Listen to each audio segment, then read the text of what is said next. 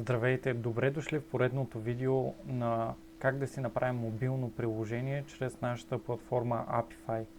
В момента разглеждаме Google Play Console, как да си качим първото приложение. В момента все още чакаме профилът ни да бъде удостоверен, но в същото време може да си създадем първото приложение. Ако трябва да се регистрирате като фирма, може да влезнете в нашата платформа. От тук отивате на поддръжка, създаване на билет, пишете ни трябва ни DUNS номер, име на фирма, адрес и всякаква друга информация, за да може да ви предоставим DUNS номера на вашата фирма, за да може да я регистрирате. Нека да създадем първото приложение. Даваме си име на приложението. Език български ще е в момента. Казваме, че ще е приложение. Задължително трябва да е безплатно, тъй като проверките са много големи за платено и като цяло нашата платформа не дава достъп приложението да иска каквито и да е такси, пари, монетизации и така нататък. Попълваме, че сме запознати с правилата за създаване на приложението, натискаме създаване на приложение и чакаме.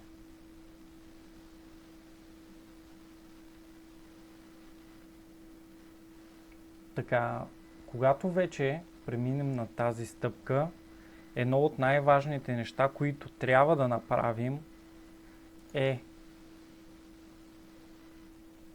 да попълним тази декларация.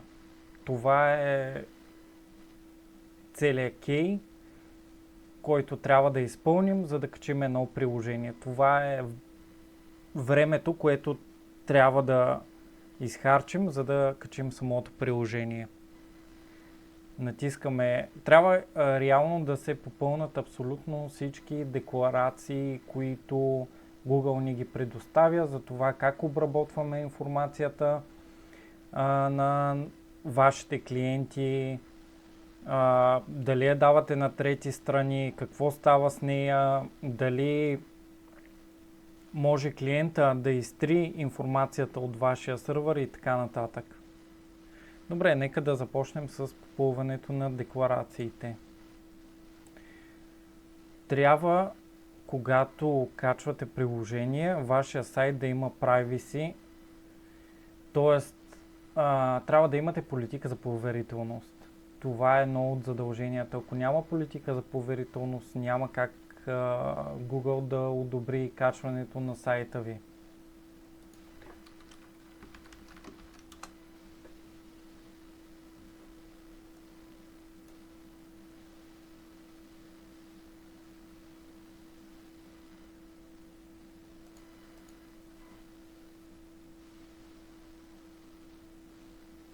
Така, ето една примерна политика за поверителност на този сайт. Поставяме линка, за да може после Google да разгледат линка дали отговаря на техните условия.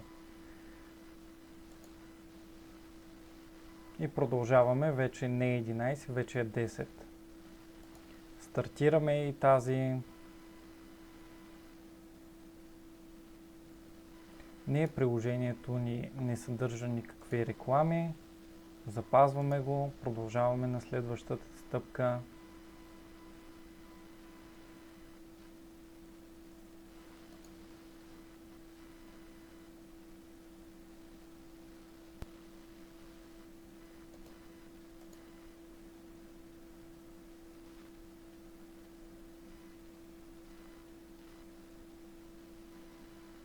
Натискаме ето тук, тъй като нямаме ограничение. Натискаме запазване. Продължаваме на следващото. Стартираме.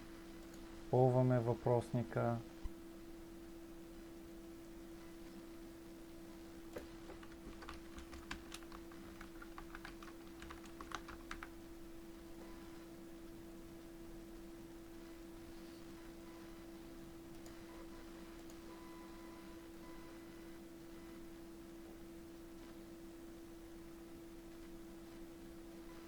Тук избираме не.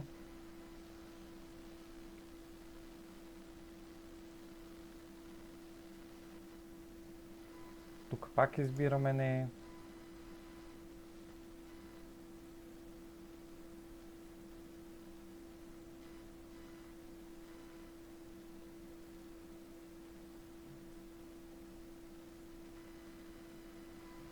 Пак избираме не.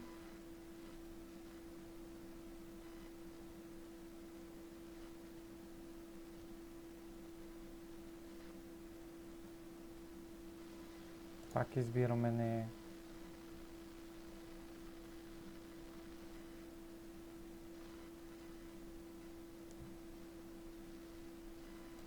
Избираме не. Избираме не, защото в този случай ние не продаваме дигитални стоки.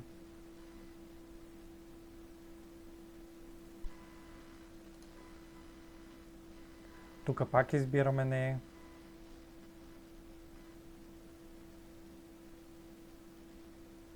Не е новинарско.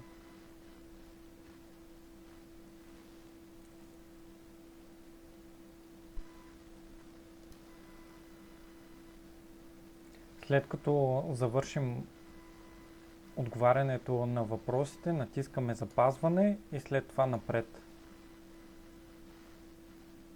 Така, даде ни класация на самото приложение. Натискаме запазване. И тук сме готови. Отиваме на следващото. Целева аудитория. Все пак е електронен магазин, така че трябва да има навършени 18 години. Хората, които ползват самото приложение.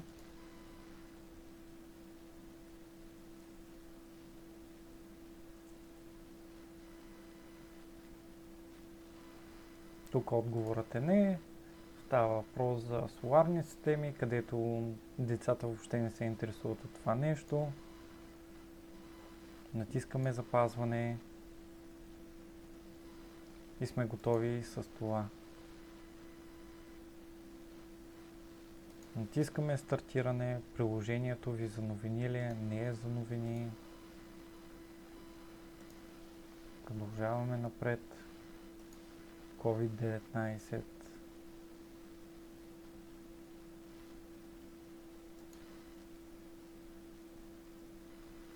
Казваме, че приложението няма никаква информация, никакви съвети относно COVID-19 и така нататък. Това е задължително, тъй като приложението ви няма да бъде качено.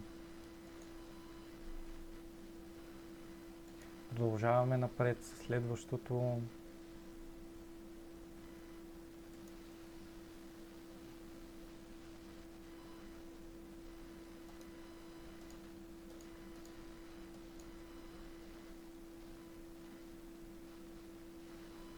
Даваме напред.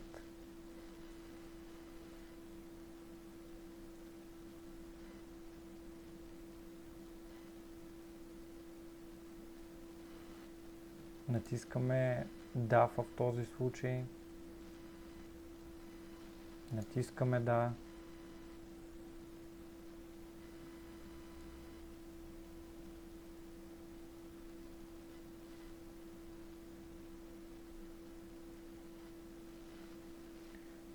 Тук натискаме потребителски имена и пароли, тъй като самото ни приложение дава достъп клиентите ни да се регистрират. Трябва задължително да добавите връзка, чрез която потребителите могат да изтриват техните лични данни от самата платформа.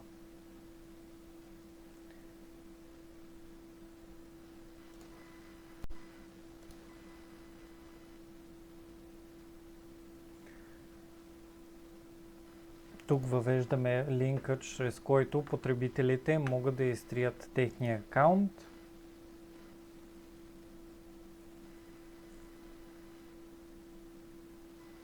Разбира се, че е възможно.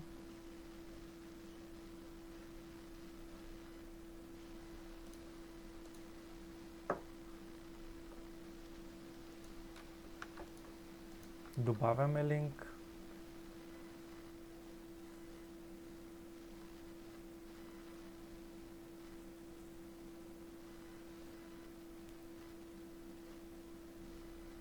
И мисля, че тук сме готови. Даваме напред. Така.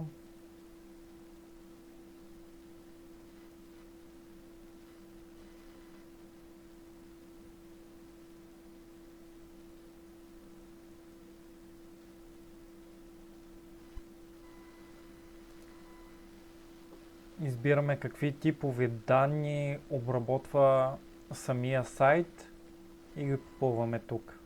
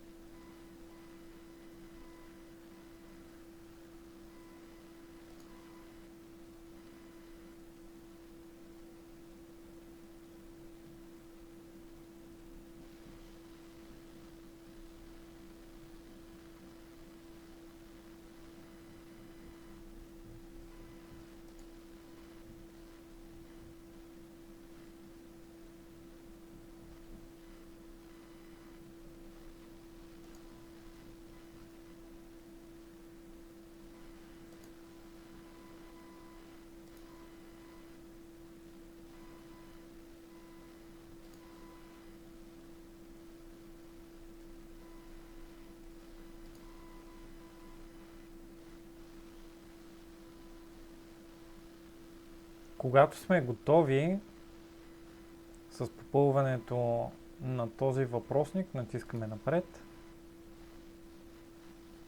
Поглеждаме какво сме написали.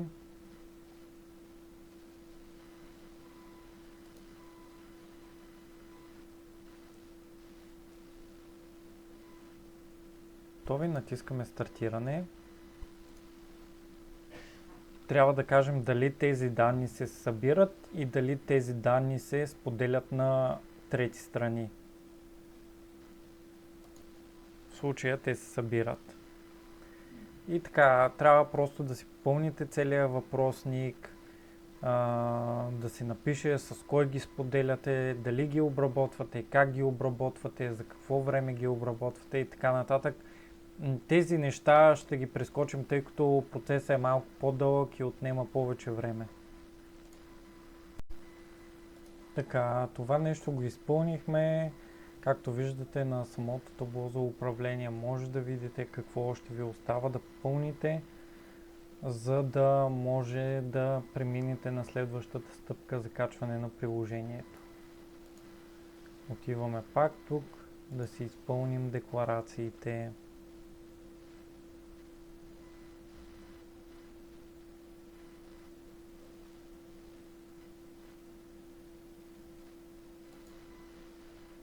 Спираме не, запазваме следващата декларация.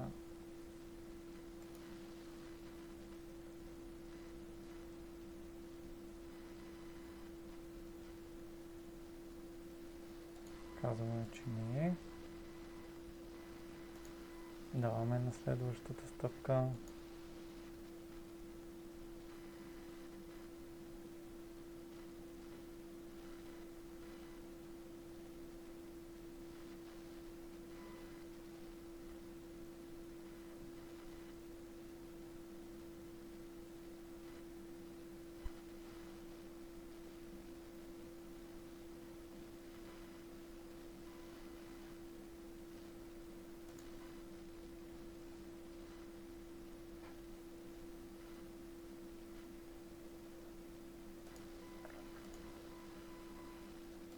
Запазваме. И тук вече сме готови. Отиваме на табло за управление, виждаме какво ще ни трябва. Отиваме на здраве. Приложението ми няма здравни функции, натискаме запазване. Пак отиваме тук.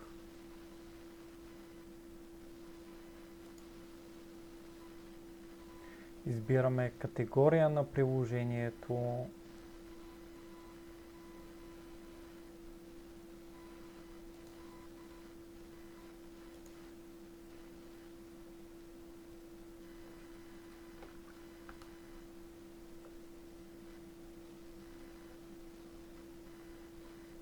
Избираме пазаруване. Даваме запазване.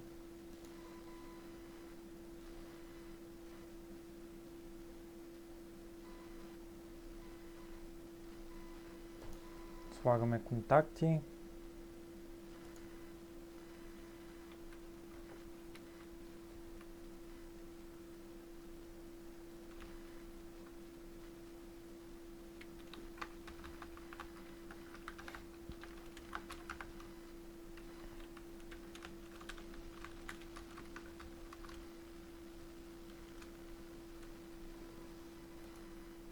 Натискаме запазване.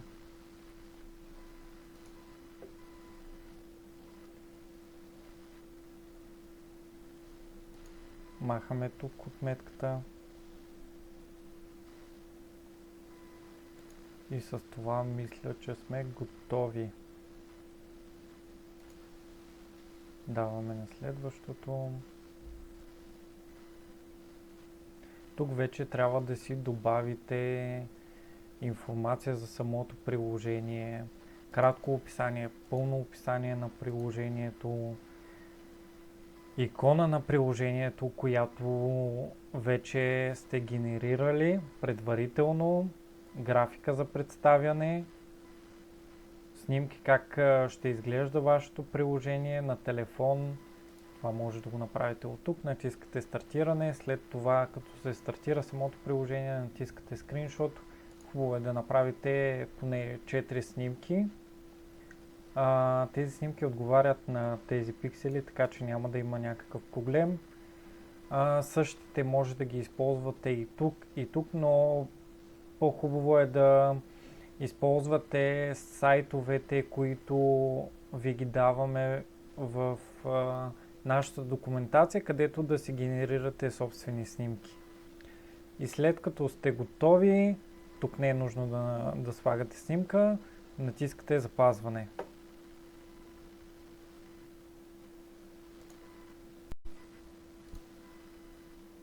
След като сте готови с тази стъпка, има няколко варианта.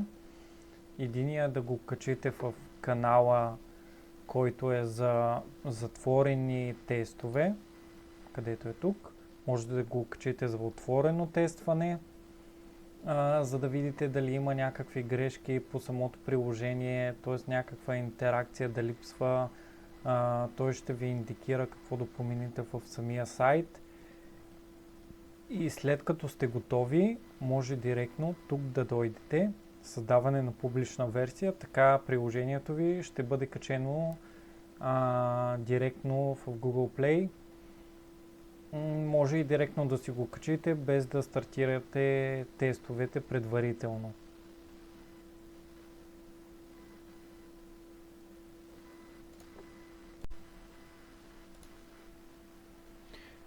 Имайте предвид следното: ако регистрирате профил, който е на физическо лице, не е на фирма, ще ви трябват 20 човека, които да тестват вашето приложение, като трябва всеки ден те да влизат в самото приложение в продължение на 14 дни, което е като цяло много трудно да намерите 20 човека, т.е. те трябва да имат Android телефони, всеки ден да се отваря приложението, да пишат ревюта относно вашата апликация, така че